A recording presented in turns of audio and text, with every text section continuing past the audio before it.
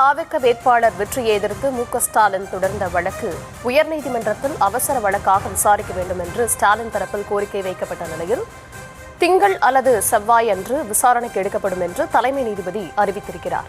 விவரங்களை தர இருக்கிறார் செய்தியாளர் மதியழகன். வணக்கம், விவரங்களை வழங்கலாம். நடந்து முடிந்த தமிழ்நாடு சட்டமன்ற தேர்தலில் கொளத்தூர் தொகுதியில் போட்டியிட்ட திமுக தலைவரும் முன்னாள் முதலமைச்சருமான மு.க.ஸ்டாலின் தாவேக வேட்பாளர் வி.எஸ். பாபுவிடம் தோல்வியடைந்தார். இந்த நிலையில் வி.எஸ். பாபு வெற்றியை எதிர்த்து மு.க.ஸ்டாலின் தரப்பில் சென்னை உயர்நீதிமன்றத்தில் மனு ஒன்று தாக்கல் செய்யப்பட்டு இருக்கிறது.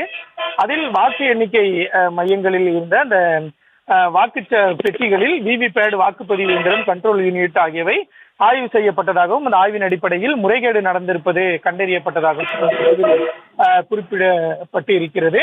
அதாவது 6 வாக்குச்சாவடிகளில் பதிவான வாக்குகள் மற்றும் விவிபேடுகளை ஒப்பிட்டு பார்த்ததில் முறைகேடுகள் கண்டறியப்பட்டதாகவும் தெரிவிக்கப்பட்டு இருக்கிறது. எனவே வாக்குப்பதிவு இந்த தொழில்நுட்ப கோளாறுகளை சுட்டிக்காட்டி சம்பந்தப்பட்ட தேர்தல் அதிகாரி உரிய வழிகாட்டு நெறிமுறைகளின்படி சோதனை செய்ய வேண்டும் என்றும் அந்த மனுவில் குறிப்பிடப்பட்டுள்ளது.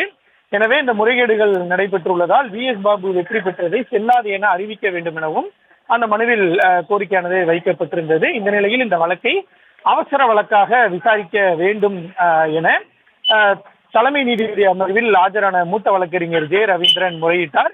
இதனையடுத்து நீதிபதிகள் இந்த வழக்கை வரும் திங்கள் அல்லது செவ்வாய்க்கிழமை விசாரணைக்கு எடுத்துக் கொள்ளப்படும் என தலைமை நீதிபதி அமர்வு தெரிவித்தது.